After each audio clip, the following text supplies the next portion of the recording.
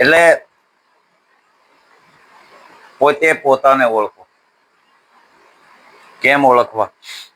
તો કે સદગુરુ પાસે જાઓ છો ત્યારે સદગુરુ મહારાજ આપણને ઓળખાણ કરાવે છે કે એ આ તારું સ્વરૂપ છે. આપણું સ્વરૂપ કેવું છે? નિરાકાર છે. આપણું સ્વરૂપ કેવું છે? અગાઢ છે.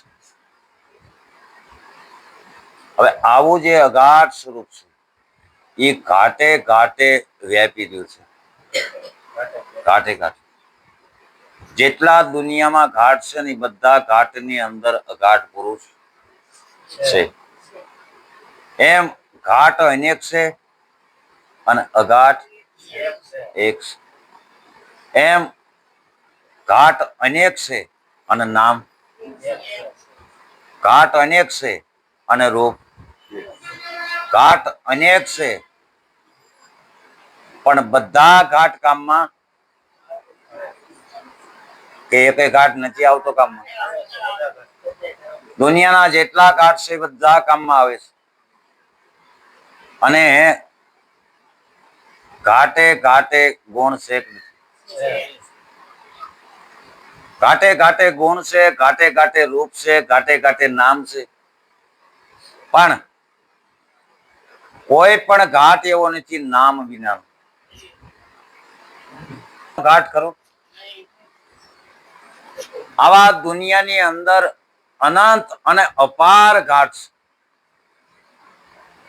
પણ એક તમામ ઘાટની અંદર અઘાટ પુરુષ એક છે.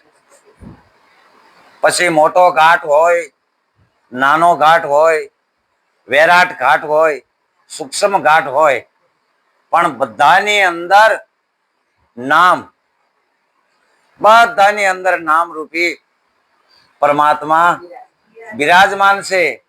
પછી નાનો ઘાટ હોય એમાં ટૂંકું નામ હોય, મોટા ઘાટમાં મોટું નામ હોય, લાંબુ નામ હોય. એવું હોય ને? ન હોય?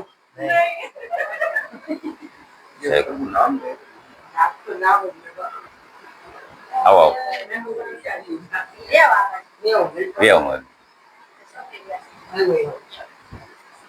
જય ગુરુ મહારાજ. જય ગુરુ.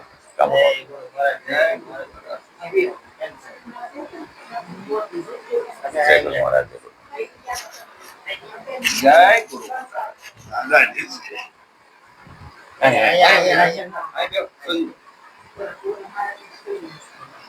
એટલે કોઈ ઘાટ સૂક્ષ્મ છે, કોઈ ઘાટ મોટા છે.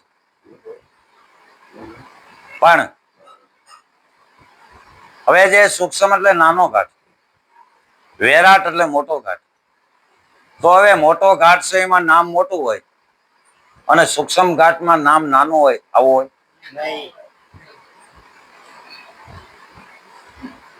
ઘાટ નાના મોટી છે પણ નામ નાના મોટી. મોટા ઘાટની અંદર નામ એવડું અને નાના ઘાટમાં આકરનો નાનો ગાંગડો હોય હોપારી જેવડો, અને એક ગાંગડો લાડવા જેવડો હોય. તો હવે લાડવા જેવડો ગાંગડો છે એમાં ગળપણ થોડુંક ઝાઝુ હોય, અને હોપારી જેવડો હાકરનો ગાંગડો છે એમાં ગળપણ થોડુંક ઓછું હોય ને.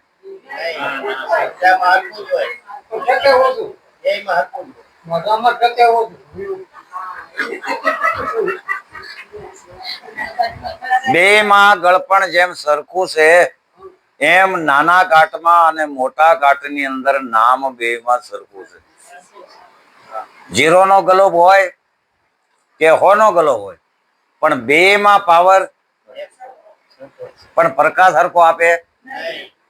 કેમ? ઓલા જીરાના ગલોબમાં એની ક્ષમતા પ્રમાણે વોલ્ટ મૂક્યા હોય છે, ઓલા 100 ની અંદર 100 વોલ્ટ મૂક્યા હોય છે. એટલે 100 વોલ્ટ વાળો છે એ પાવર પ્રકાશ આપે છે. ઓલામાં વોલ્ટ થોડા છે પણ પાવર તો બે માં. એમ નર નારીમાં આત્મા બે માં, અને તમામ ની અંદર પછી હિન્દુ હોય, મુસલમાન હોય, પારસી હોય, ખ્રિસ્તી હોય, ગમે તે હોય, પણ બધાના શરીરની અંદર આત્મા છે. જ્યારે દેહ પડી જાય, હિન્દુના ખોળિયામાંથી દેહ પડી જાય ત્યારે એમ કે ને કે પ્રાણ વી ગયો. અને મુસલમાનના ખોળિયામાંથી શું જાય? એમાંય પ્રાણ જાય. અને સ્ત્રીના ખોળિયામાં જાય તોય, હવે હિન્દુના ખોળિયામાં જાય તોય પ્રાણ, મુસલમાનના ખોળિયામાંથી નીકળે તોય પ્રાણ, અને સ્ત્રીના ખોળિયામાં નીકળે તોય પ્રાણ. હવે આ પ્રાણ રહ્યો એ હિન્દુ છે, એ મુસલમાન છે, એ સ્ત્રી છે, એ પુરુષ છે, એ કઈ જાતિનો છે? આ સ્વરૂપ, આ પદ, આ નક્કી થાય, એની જો પૂજા થાય તો આવેલો અવસર આપણો સફળ થાય. જ્યાં લગી ઊંચ નીચના ભેદ છે, મારા તારાપણાનો ભાવ છે, આ તારા ગુરુ, આ મારા ગુરુ, એવો જ્યાં સુધી મનની અંદર ભેદ પડ્યો છે ત્યાં સુધી જેમ સેમ આપણને સમજાણું નથી. માટે બધાની અંદર જો એક જ દેખાતો હોય અને એક જ નક્કી પણ થઈ ગયું હોય આપણને, તો નિષ્ઠાવાન બની જાવ. બધું છોડી દો. આ આના શિષ્ય છે, આ આના શિષ્ય છે, પણ થડ જોવો તો નિરાશ છે ને. વાત આપણે કરી હમણાં, તમે નતા ત્યાં, કે રામે જયારે રાવણને મારીને ઘીરે આવ્યા અને અવધની ગાદી ઉપર બેઠા, પછી રામ એટલું બોલ્યા હતા, હાશ હવે નિરાશ થઈ. કૃષ્ણ ભગવાને મામા કૃષ્ણને જયારે માર્યો અને પછી જયારે ગાદી ઉપર બેઠા ને પછી એમને કીધું કે હાશ હવે નિરાશ. રામા પીરે જયારે ફેરવાને ભંડાર્યો ને પછી ગાદીએ બેઠા ને પછી કીધું કે હાશ હવે નિરાશ. એમ આપણામાં અહંકાર રૂપી રાવણ, અહંકાર રૂપી કંસ, અહંકાર રૂપી ભેરો જો આ મરી જાય પછી ગુરુગમની ગાદી છે એ ત્યાં ઠરાઈ જવી, ત્યાં બેસી જવી તો નિરાશ થાય એવું છે. પણ જ્યાં સુધી આમામ થાય છે તો એમ માનવાનું કે બોક્સિંગ ઢીલું છે. બોક્સિંગ જો મજબૂત ભીડાણું હોય તો પછી ગમે એટલા આવીને થાંભલાને હલાવે લગે. આવું જયારે અડગ મન આપણું ગુરુના વચન ઉપર એટલો બધો ભરોસો, આપણું મન અડગ બની જવું પડે કે લાખો કદાચ લોકો આવીને કે તમારા ગુરુ હાવ ખોટા છે, એ કે જે હોય તે, પણ મારા માટે મારો ભગવાન છે. મન ન દગાવ, અડગ મન. એટલે બળદેવદાસ બાપુએ વાણીમાં લખ્યું કે લાખો રે આવરણ ભલે આવી પડે પણ ડગે ને માયલું મન. સવારામ બાપાએ એમ કીધું કે જેને સેવા હાચા સંત, જેને મળ્યા હરિગુરુ સંત, અડગ મન કોઈ દી નહીં ડગે. જેને સદગુરુની સેવા છે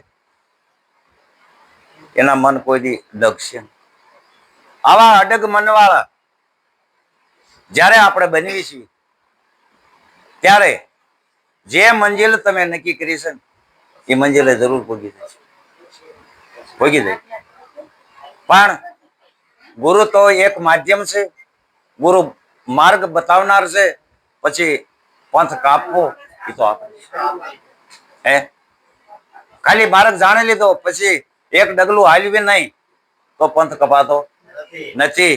એમ ખેતર વાડીએ જઈ અને તમે બીજ વાવી દીધું પછી તમે અહીંયા ડોકાવ નહીં, હાથી નો આખો ટેમે ખાતર નો નાખો તો નિપજ શું આવે? આ તો જેને મહેનત કરી છે, તન તોડ મહેનત કરી છે અને વાડીએ ને વાડીએ રહ્યા છે, ત્યાં જ રોટલો એને ખાધો છે, ત્યારે એને નિપજ કઈક ફાળી છે. એમ આમાંય પણ એવું જ છે. ઉપદેશ લઈ લીધો એથી નહીં વળે, મહેનત આપણે કરવી પડશે. અને જેને મહેનત કરી છે એને મેળવ્યું છે. તો મહાપુરુષની મહેનત કેવી વિચાર તો કરો. પોતે તો નિપજ કમાણા પણ બીજાને એમ કે છે કે આ બિયારણ વાવો, મેં વાવ્યું હતું, મારે નિપજ બહુ સારી આવી હતી. બીજાને ભલામણ કરે છે આવું બી હોવાય. અને આવી રીતે અમે ખાતર નાખતા, આટલા દી અમે પાણી પાતા, આવી રીતે કરતા એટલે અમે નિપજ કમાણા છે. અને સંતો નિપજ કમાય અને આ જગતમાં વ્યા ગયા. વિચારો. એટલે સંતોએ કીધું કે આવી કમાણી કરો. ગુરુની વાત ઉપર પૂરણ ભરોસો. મારા ગુરુ જે કહે ને એ સત્ય છે. ફળ વાલ ને એક રચીશ. તમારા ગુરુએ એમ કીધું કે સાંભળે એને સુરતા કહેવાય. પછી મારો જેવો આવીને એમ કે સાંભળે ને એને સુરતા ન કહેવાય, ધ્યાન ને સુરતા કહેવાય. તો નક્કી માનજો કે મારા ગુરુએ કીધું એ જ હાથું. મારા ગુરુએ કીધું એ જ હાથું. એવી ગુરુ ઉપર નિષ્ઠા. એટલે નિરાજ બાપુ નિષ્ઠાને માથે ભાર મૂકે છે. હરતા ફરતા ધંધો કરતા ધ્યાન હરિનું ધરવું. નિરાત કે નિષ્ઠાનું ફળ છે આખર તારે મરવું. મરવું એ તો હવને ભાઈ, વહેલું કે મોડું. નિરાત કે નિષ્ઠાનું ફળ છે માનો કે ના માનો. ગુરુના વચન ઉપર નિષ્ઠા રાખજો. બીજું, ગુરુ આજ્ઞા પાળવામાં બહુ મોડું ન કરતા. ગુરુ આજ્ઞા છે ને એ મેન વસ્તુ છે. ગુરુ આજ્ઞા થઈ એટલે હજારો કામ પડતા મૂકી અને જે રવાના થઈ ગયો ને ત્યાં જો નો જ્ઞાન નો ધારા પ્રગટ થાય ને તો મારી પાસે આવી. ગુરુ આજ્ઞા મોટામાં મોટી વસ્તુ છે. જેને જેને ગુરુ આજ્ઞા પાળીશ એના ઇતિહાસમાં પુરાવા છે. ગઢડા દાદા બાપુ ખાસર સ્વામિનારાયણ સંપ્રદાયમાં 300 વીઘા જેને દાન કરેલી જમીન અત્યારે હાલમાં છે. એ દાદા બાપુ એટલી બધી ગુરુ આજ્ઞા પાળતા કે ગુરુ મુખમાંથી શું બોલે અને હું શું પાળું. અક્ષરવોડીમાં ભગવાન સ્વામિનારાયણ બેઠા છે અને અહીંયા બાજુમાં દાદ બાપુ હજામત કરાવવા બેઠા છે. અડધી દાઢીએ પૂગી છે. ત્યાં ભગવાન બોલ્યા, દાદભાઈ અવાજ સાંભળી ગયા. હજામને કે ઘડીક ઉભો રહે. પૈન્યું બાંધીને ગયા અક્ષરવોડી દરવાજે જઈને કે બોલો ગુરુ મહારાજ, મને બોલાયો તે કે ક્યાં હતા? કે હજામત કરાવતો. કરાવી? બાપુ આમ જોવો ને, તમે હાથ કર્યો એટલે અધૂરી મૂકીને આવ્યો છો. જાઓ જાઓ જાઓ જાઓ પૂરી કરો. આ ગુરુ આજ્ઞા. અમારે નાગડકા સુરા બાપુ થઈ ગયા, જે લોયા ધામ કહેવાય. હમણાં ઉત્સવ હતો. એ સુરા બાપુ ને ટપાલ આવી. હવે ટપાલ ક્યાં લઈ ગઈ? ભગવાને કંસની ભુજની અંદર. ભુજમાં જયારે ભગવાન ગયા અને ભુજ દરબાર ને ભગવાન બે બેઠા છે એટલે ભુજ દરબારે ભગવાન સ્વામિનારાયણ એમ કીધું કે તમારે ઘણા શિષ્ય? કે હા. હાથ પાડી ઘણા છે. તો કે એમાં આજ્ઞા કેટલા પાળે? તો કે આજ્ઞા ઘણા પાળે છે. તો કે તો લખો ટપાલું, મને ખબર પડે ને કે તમારી આજ્ઞા કોણ કોણ પાળે. અને 700 ટપાલો લખી હતી ભગવાન સ્વામિનારાયણ આપણા સૌરાષ્ટ્રમાં કંસમાં બીજે. 700 ટપાલો લખી. એમાં નાગડકા ટપાલ સુરાખાસર ને આવી. નાગડકા મધ્ય સુરાખાસર ને માલુમ થાય કે આ ટપાલ વાંચી ભગવા લુગડા પહેરી હરિદ્વારમાં ગંગામાં સ્નાન કરી અને સીધા ભુજ આવજો.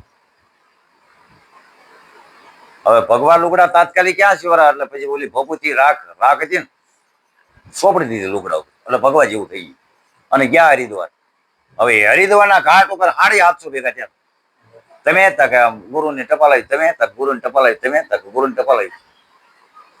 750 જણા અહીંયા ગંગામાં સ્નાન કરીને ઉપડ્યું ટોળું સીધું ભુજ દરબારગઢમાં જ્યાં દાખલ થયા ડેલી. ભુજના દરબાર સ્ટેજ ઉપર બેઠા હતા, ઉભા થઈને લાકડી પડીને ઘનશ્યામ સ્વામીના ભોગમાં પડી ગયા કે ગુરુ મહારાજ આજ્ઞા પાળવા વાળા દુનિયામાં છે. ગુરુ આજ્ઞા. અને ગુરુ આજ્ઞા જેને પાળે ને ત્યાં ગુરુ કૃપાનો ધોધ ઉતર્યો. હું તો કાયમ કહું છું, આમ બરોબર ડેલી ઉગડી ઊંચી પડતારના મકાન, આવડી પડતાર ઊંચી, ખાટલા ઢોલિયા ઉપર ભાઈ બેઠા હતા અને ડેલી ઉગડી. અવાજ આવે? આમ નજર કરી ડેલી ઉગડી અને એક પગ અંદર ની હજી બહાર છે, ગુરુ પાળી ગયો. હા હા હા, મારો સદગુરુ ભગવાન મોક્ષ નો દાતા આજ મારું આંગણું પાવન થઈ ગયું. એમ કે ગુરુના પગ પકડવા જાવ.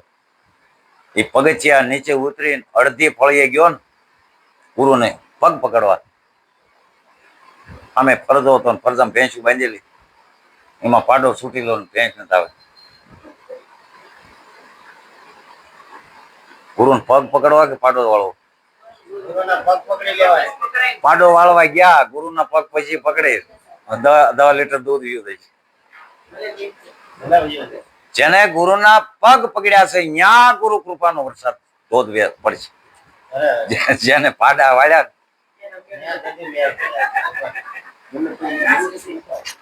ભાઈ, એટલે ગુરુ ઉપર નિષ્ઠા રાખવી. આવી છે ઝીણી ઝીણી વાતોમાં આપણને કંઈક સમજણ છુપાયેલી છે મહાપુરુષો. એટલે આ સતરંગી છે, આમાં હજારો નહીં પણ લાખો તાર ભેગા થયા તાર સતરંગી કહેવાય. બરોબર. પણ એ જ હજારો તાર છે, એ તારને ખેંચી લ્યો તો સતરંગી એવું નામ ક્યાં ગયું? મિથ્યા ઠરે. બરોબર. એમ જયારે આ જગતમાંથી જગદીશ એવું નામ ખેંચી લ્યો તો જગત એવું નામ મિથ્યા ઠરે. એ નામને જ ક્યાં આવવાનું છે? ત્યારે આવા મહાપુરુષોએ કીધું કે બ્રહ્મ સત્ય જગ મિથ્યા. ત્યારે આ સૂત્ર, ત્યારે એ કહી શકે તમને જે દેખાય છે એ બ્રહ્મ છે, જગ મિથ્યા.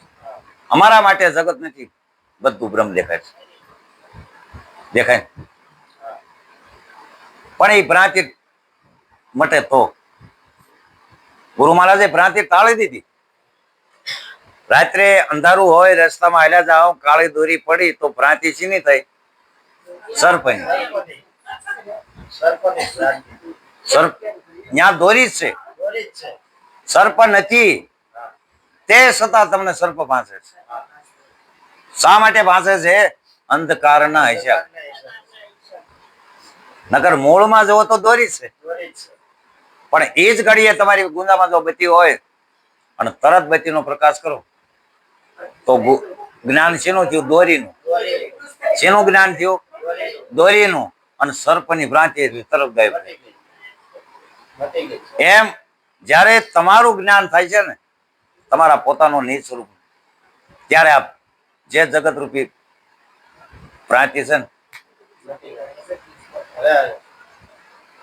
આ ભ્રાંતિ અને ભ્રાંતિ છે ને એનું બહુ ધ્યાન રાખવાનું છે. બોરિંગ જેવડી છે, નાની એવી નથી.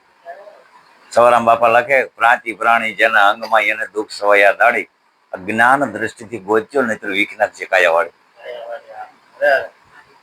જેના અંગમાં ભ્રાંતિ પ્રાણી, ભ્રાંતિ ઉભી થાય એટલે ભ્રમણા થાય, પછી શંકાન કુશંકાન, પછી તો કેટલા વેલા ફાટે. હે બધું થાય. એટલે મૂળ મુદ્દો જે છે એ પકડાઈ જાય. બસ એ એક પકડી લ્યો. પકડવા માટે સાધન જો કોઈ પણ લોખંડને ટીપવું હોય, કોદાળી આવી હોય, પછી એને ગરમ કરો, પછી એને હેરણમાં મૂકવી ત્યારે હાણચેત પકડવી જ પડે ને કોદાળી, અને પછી હથોડીએ ટીપવી બરોબર. એમ જે વસ્તુને આપણે ટીપવાનું છે એને પકડવાનું છે. તો કોને ટીપવાનું છે? આપણા મનને. સદગુરુની હેરણે જાય, સત્સમાગમ છે હેરણ છે, ત્યાં જયારે જાય અને જ્ઞાનની ધૂણી પ્રગટ કરે અને મન રૂપી લોખંડને જયારે અંદર ગરમ કરે અને પછી સુરતાની સાણચે લઈ અને હરદમ હથોડી લઈને ટીપો, પછી જેવો ઘાટ ઘડો હોય એવો ઘડાય. એ આપણા હાથની વાત છે. બોલો સદગુરુ મહારાજની.